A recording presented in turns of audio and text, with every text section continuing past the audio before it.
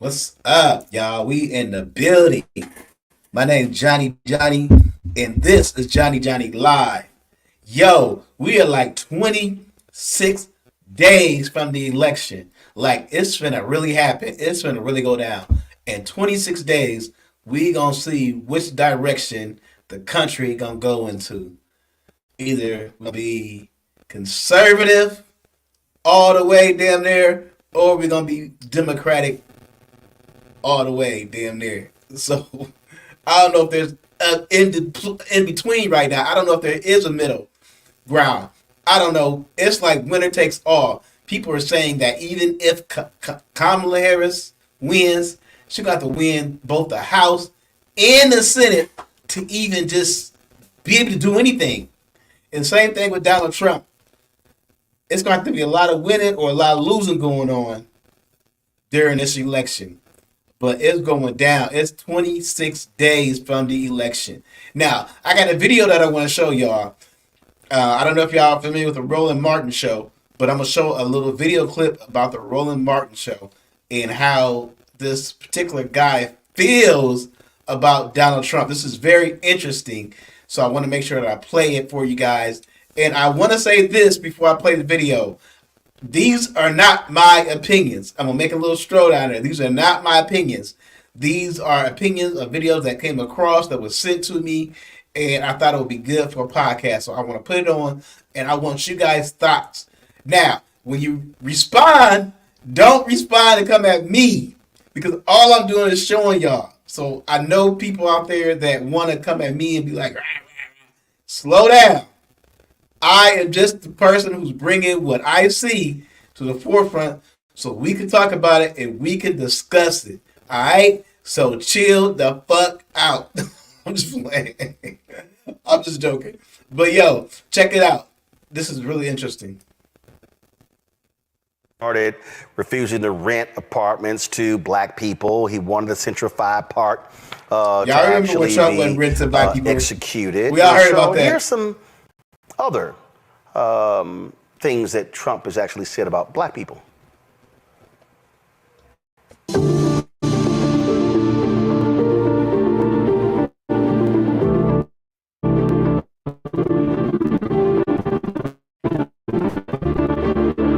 Wages too high. We have to leave it the way it is. I worked at fast food for over 30 years, and I had to support my kids off of that money. Minimum $7.25. It's real. You work 2-3 jobs just to make ends meet. You have to decide whether you're going to eat or pay your bills. Look at how well the black community has been doing under this administration. Did y'all hear what he said about folks from the Congo? I did. I heard that shit. Listen, y'all. Among the worst in the world. They come from the Congo in Africa. Many people from the Congo. I don't know what that is, but they come out of jails in the Congo. You know, they're letting their jail population come into the United States. You have to understand, he always talking about people coming in and scary people coming in. You have to understand, those are tied to black people and brown people. He's always talking about black and brown people. Listen. Their jails are being emptied into the United States. Their gang members are being taken out of Caracas, Venezuela, and lots of other places, which was a rough city, very dangerous city. And they're being delivered into the United States, their gang members. And these are tough gang members. You see what's happening in Aurora. So those are the things that this fool is out here saying. And let's just not mince words in terms of what we are dealing with. We are dealing here, Yolanda, with a man who despises black people. He would rather have immigrants from Norway, from Switzerland, from the Netherlands, pick any white country. He would love for them to come. He is specifically appealing to white racists. He is appealing to white fear. I keep telling people this. You know, my book was about white fear, and I saw this guy. He's a vlogger filmmaker named Dixon White. And man, Dixon was on fire in this video. Now, I'm warning y'all right now, Dixon used some language. So if y'all got a problem with language, y'all might want to go ahead and turn. But here's a white man just speaking truth about Trump's appeal to white people. In Listen to this, y'all. 2016, we have a openly and overt white supremacist as our president 4 elect, minutes. who is systematically hiring the most racist, vile human beings he can possibly get for Wow. administration. What y'all These think? are people that are known to be associated with Nazis. These are not quiet, shy white supremacists. These are openly vocal white supremacists, just like Trump led his campaign. He said, hey, I'm running for president, and yes, it's okay to be racist again. We can be open about it. Who needs to be politically correct? Trump said, I'm a racist and I'm proud, and so can you be. And here we are. Jim Crow 2.0, motherfuckers. Thank you, white America. You did it once again. Your apathy, your racial. That's crazy. Like that's a big statement right there. And to see it coming from somebody who's not us and it's still on the other side, like I believe like they have insight. if they coming from the side that he is on, I believe that they have inside information. That's just me. They got inside information. Take a Your listen. apathy, your ignorance, your callous, your complacency, your denial, your silence, your complicity racially Silence. has That's us a big right one. where you want us. And you think you're fucking helping yourself? You think this white supremacist motherfucker's gonna care about your broke ass white America? They're not gonna care. And you think, oh, well, I'm not broke, I'm rich, I'm protecting my own, I'm a rich white man. You think you're helping yourself? You think you're helping yourself but living a lie? You think you're helping yourself with all the distrust, with all the racial strife that's happening and that's coming? You think you're helping yourself spiritually, morally? Do you really think this is good for our country? White supremacy, white nationalism, rampant for the next 4 years. God knows what this motherfucker's gonna do and his racist cabinet. God knows how many years he's gonna try to take us back. He's got the Senate, he's got the House, he's gonna try to affect the Supreme Court. Thank you, white America. You ignorant racist motherfuckers who voted for Trump. You really think you're helping your cause. All your fear, you're so threatened. You're so threatened by the Mexicans, by the illegal This is not my opinion. I'm gonna put that out there again. This is not my opinion. aliens, by the immigration, the immigrants. You're so scared. You're so scared of anything that's not white. You've been taught, oh, I've got to protect my whiteness. I've got to protect my privilege. I've got to protect my status. I've got to remain on top. This country was made for me. I'm Mr. White. You're pathetic. You're disgusting. And you're a psychopath. It's social, psychological narcissism.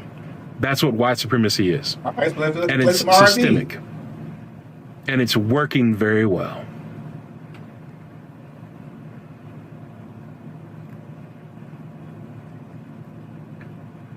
When will white America face the reality of what they've done, what they're doing, and where they're going?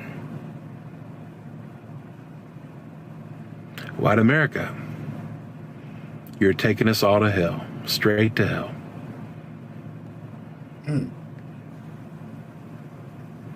You think you're just hurting people of color? You're destroying your very self and you're destroying your country.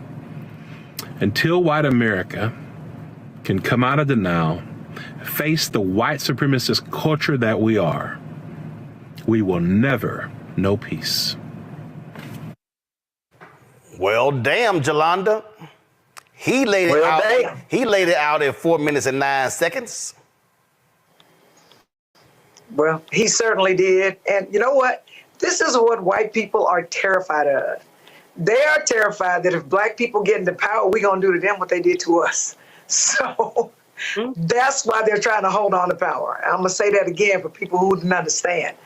They are terrified that when we get in power, we're going to do to white people what white people have done to us.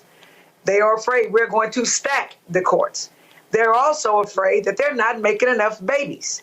And so they have to, while they still are in power, gerrymander and stack the courts and make anti-black laws in order to protect their superiority, because they do not, and let me be clear, it's superiority in their name only. It's not actual superiority. And so, and let's be clear, this country was founded on white supremacy. They came and took land from the Native Americans and the Mexicans, and it was all about white people. Remember, the only people who could own land were white men who actually owned property. Women couldn't even do it. So this country was founded on white supremacy, and they're just trying to hold on to it. And what I don't understand about black people, one, is why we don't do our homework, because Donald Trump is racist. Donald Trump paid back with the Central Park Five. I believe they said he paid $75,000 for that ad. You know how much $75,000 is to say that they should be executed for a non-capital crime? So Donald Trump has always been racist. He always picks racist countries from Africa, Haiti, even in Venezuela. And he talks about black people in other states, in Aurora, Colorado, and wherever. And that's what he does. So why anybody, let's say he did give us $1,200, which I'm not convinced that was under him, right? We're going to vote this country into hell for $1,200 when if we had better wages, we'd make way more than $1,200 over the course of a year. So we're not thinking, and I don't understand. But it's not just us, okay? Listen, this is what I keep trying to remind people, Avis. 69 to 70% of the total electorate is going to be white. The numbers are the numbers. And what we're facing, it's white fear. Matthew Iglesias, Dave, why is it escaping me? He follows me. Weigel, okay. Twice in the last 3 days, both of them tweeted.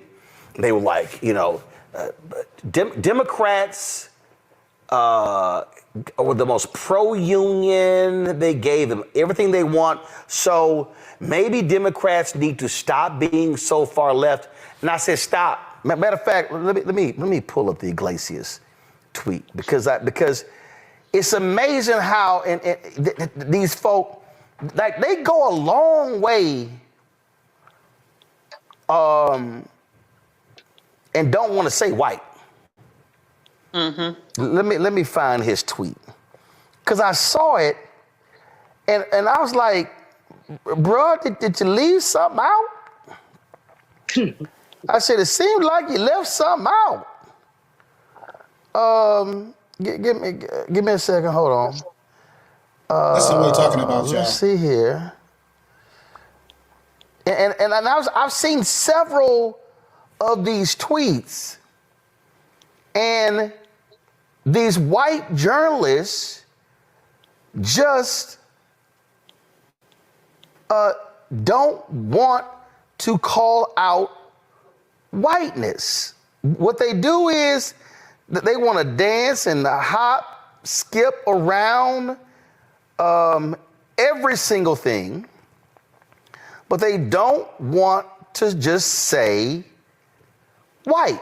So every time they keep talking about union workers, they keep saying, well, the Democrats and, the union workers. And I'm like, no, the white union workers, the white Teamsters, the white firefighters. If you have union workers that are turning their back on the most pro-union administration ever to back Donald Trump, they are supporting whiteness and not their pocketbook, Avis. Absolutely, 1,000% true. I mean, here's one of the reasons why the right wants to demonize critical race theory, because a critical race theorist would tell you that the power behind this form of racism, of not naming it, is that you are normalizing and centering whiteness as it is such the normal thing that you don't have to mention it, right? And so then when you make it invisible, the insidious nature of what it does then goes unchecked.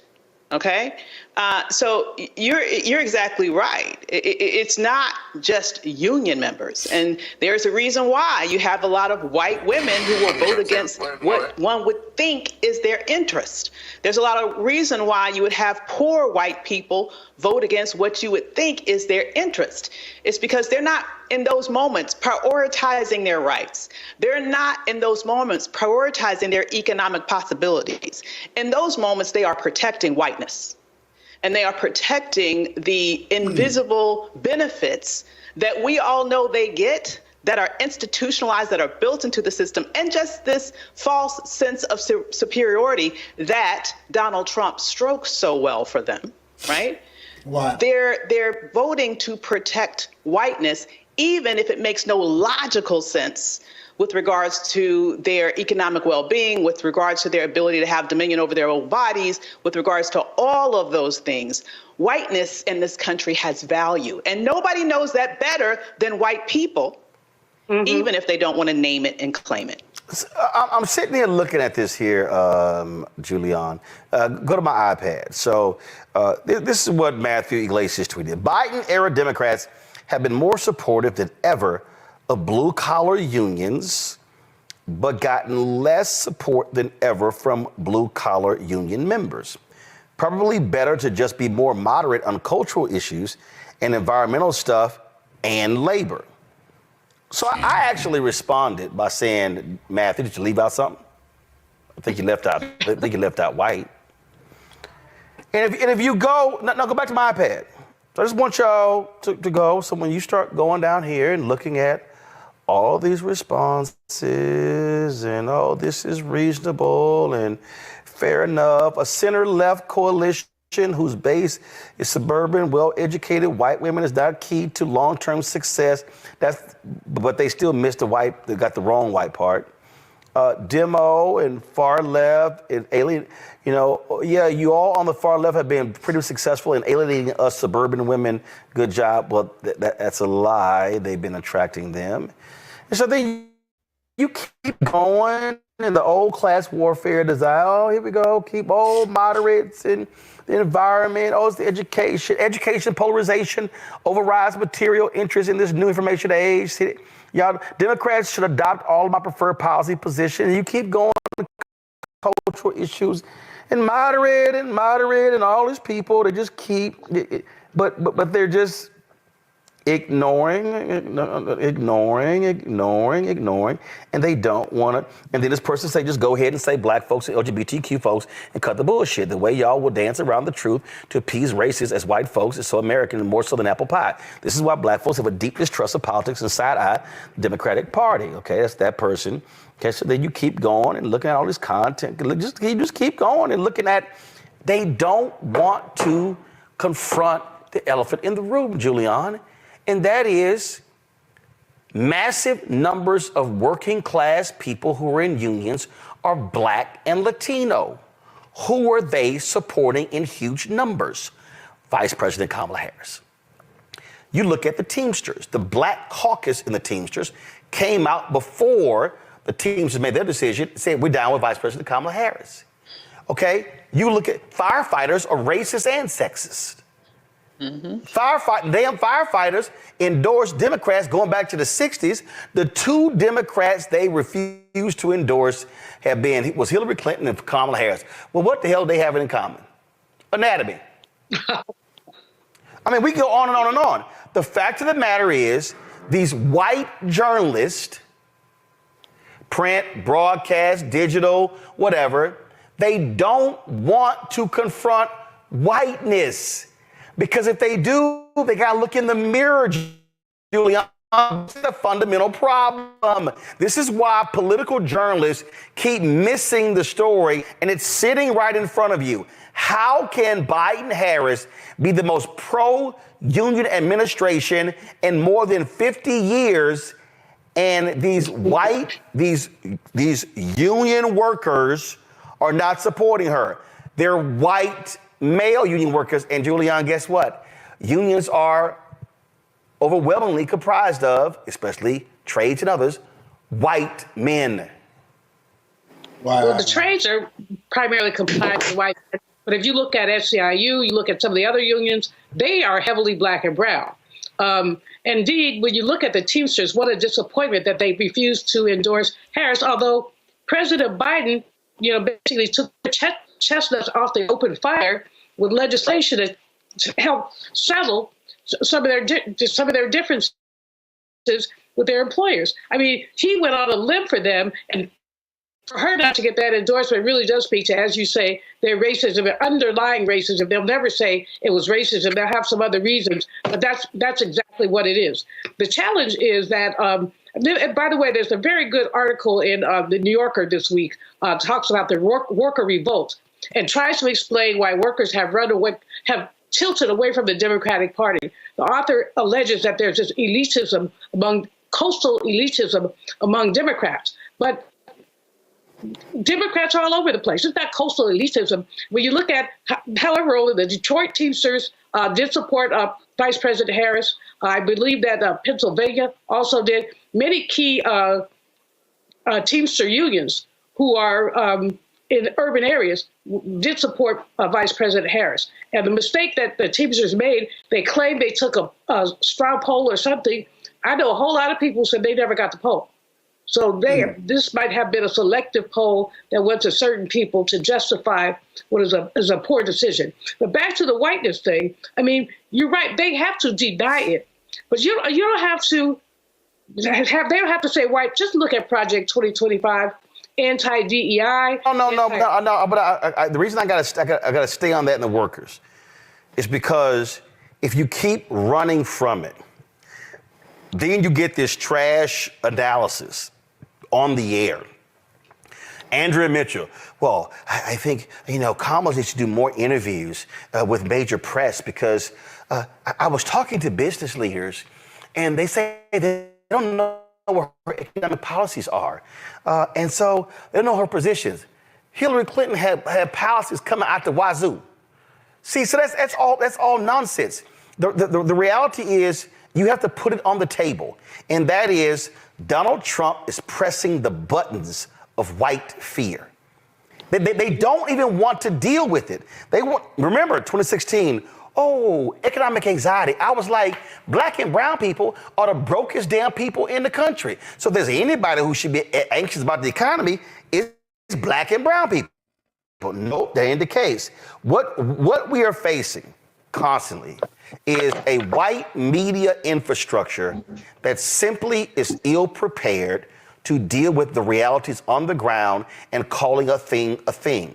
It is whiteness. It is, and see, the problem is, they don't want, they keep using the phrases, we don't like appealing to that kind of politics. We don't want to appeal to gender-based politics. We don't want to deal with race-based politics. We don't want to deal with identity politics. Whiteness in America is an identity. Mm-hmm. Absolutely it is. But what happens is, what's dangerous about not addressing it specifically, it's the same thing as what, raises the hair on the back of my neck when I hear somebody say, I don't see color, right? When someone wants to say that they want to be racially blind. The reality is that you see color. I see color. Unless literally you are colorblind, you see color, okay? But when you claim to not see color, what you are doing are two things. Number one, you're erasing seeing me and my wholeness, my history, my reality. But at the same time, you are also allowing the normalcy of built-in advantages, built-in institutionalized racism to continue to go unchecked. That is the benefit of not naming it. Because when it becomes the status quo, then it's never challenged. Then it's just reality. And no one wants to admit that that reality needs to be changed. If you were to name it, then a moral country would require that you address it. But not naming it allows the power to remain entrenched, unchecked, unchallenged, and unchanged. And so that's exactly what is happening in this reality, where the normalcy is not naming a thing when a thing is a thing. And when you do that, then you never address the thing. There are advantages to not addressing it and institutionally, and there's advantages to not addressing it personally. And that's exactly what we're seeing in terms of not only the white vote itself, when certain segments are clearly voting against their self-interest, but also with certain institutions, like what you're mentioning here, Roland, because there are advantages to not naming a thing. If you want to have access to the same power, the same financial resources, those things that you need in order to continue to get your ambitions fulfilled. Yeah, I mean, so I just, again, and there are a couple of anchors on cable news. I've been hitting them in the last 3 or 4 years, and I'm like, when y'all gonna deal with whiteness? When you gonna deal with whiteness? They don't want to deal with whiteness, and it keeps happening. I worked in the Trump administration. Never in a million years did I ever think that I'd be working in the White House with a president that didn't care about the American people. He would suggest not giving disaster relief to states that hadn't voted for him. I remember one time after a wildfire in California, he wouldn't send relief because it was a Democratic state. So we went as far as looking up how many votes he got in those impacted areas to show him, these are people who voted for you. This isn't normal. The job of the president is to protect Americans, regardless of politics. But if Trump's elected again, there'll be no one to stop his worst instincts. You'll have yes men help him implement Project 2025's agenda. Unchecked power, no guardrails. They will be serving one man. I am voting for Kamala Harris because she will put the safety and security of every American first, whether they voted for her or not. Deep, y'all. I'm gonna leave it at that. Y'all tell me what y'all think. Leave your comments, questions, suggestions. We're gonna get out of here. Thank y'all for watching.